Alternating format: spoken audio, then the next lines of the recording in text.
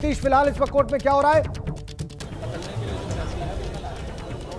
राजेंद्र जी, सरगर्मी है, हलचल है और इसके साथ ही शिवम गौड़ जी जो काफ़ी हलचल और आपाधापी के बीच हमसे बातचीत कर रहे थे, अभी उनसे हम बातचीत भी करना चाहेंगे। एक बार थोड़ा आराम से बातचीत कर लें, कुछ और भी सवाल हैं हमारे और उनसे जानेंगे हम कि आखिर शिवम गौड़ जी का आज की इस बहस पर क्या कहना है। शिवम जी, एक चीज़ जानना चाहेंगे, सबसे जो आज बहस शुरू हुई तो पहले पूरी बहस को हम जानना चाहेंगे, अंदर क्या?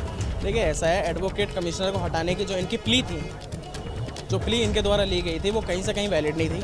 यही हमने कोर्ट को बताया कि एक हिंड्रेंस है, एक रुकावट है, अवरोध है जो उत्पन्न किया जा रहा है डिफेंड नंबर 4 के द्वारा। इसमें जो लैप्स हुआ है वो पार्ट ऑफ स्टेट की तरफ से हुआ है। वो ये नहीं सुनिश्चित कर पाया कि ताला खोल करके अंदर हमें ले जाए।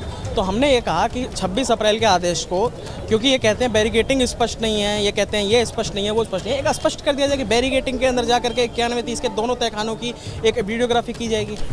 26/4 के आदेश स्पष्ट हैं, लेकिन इनके एक समझने के लिए उसको अगर ये कहते हैं कि ज़रूरी है तो करवा दीजिए, हमको परेशानी नहीं है। इनके द्वारा जो प्लीज़ ली गई हैं, मैंने कोर्ट को अप्राइज़ किया है इसके बारे में कि कोई भी प्ली इस स्टेज पे रेलेवेंट नहीं है, मटेरियल नहीं है, केवल टाइम को किल किया जाए है। कोर्ट को ऑर्डर कर पास करने से रोका जा रहा है। कोर्ट कमिश्नर बदलने की जो मांग कर रहा था मुस्लिम समुदाय लगातार, तो ऐसी स्थिति में कोर्ट कमिश्नर को लेकर क्या बातें हुई? क्या देखिए, ऐसा कोर्ट कमिश्नर को लेकर के एक एलिगेशन लगाया गया, एक अवरोध उत्पन्न करने का प्रयास किया गया, लेकिन कहीं से कहीं कोई ऐसा ग्राउंड आर्गूमेंट्स के दौरान मुस्लिम पक्ष, इंतजामिया पक्ष कोर्ट के सामने प्रस्तुत नहीं कर पाया किस ग्राउंड पर उनको बदला जाए। हालांकि डिफेंडेंट 5 है इस केस में, डिफेंडेंट नंबर 4 इंतजामिया को छोड़कर सभी 4 डिफेंडेंट्स ने क्लियर किया है किसी प्रकार का कोई अवरोध नहीं है।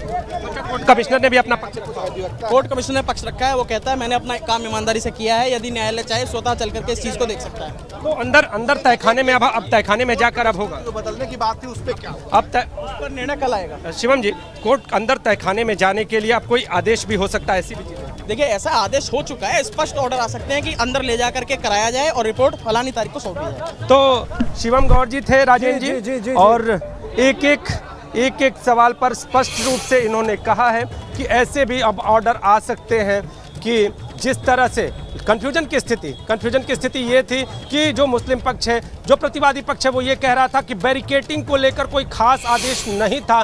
तो आज जो वादी पक्ष है उसने भी कोर्ट के सामने कहा है कि हालांकि आदेश तो है, लेकिन जो कन्फ्यूजन की जो चीज़ है उसे भी पूरी तरह से स्पष्ट कर दें ताकि कहीं भी कोई भी दिक्कत ना हो। तो अब कल 12 बजे का इंतज़ार और उसके बाद देखना होगा कि कोर्ट इस मसले को लेकर क्या फैसला सुनाता है।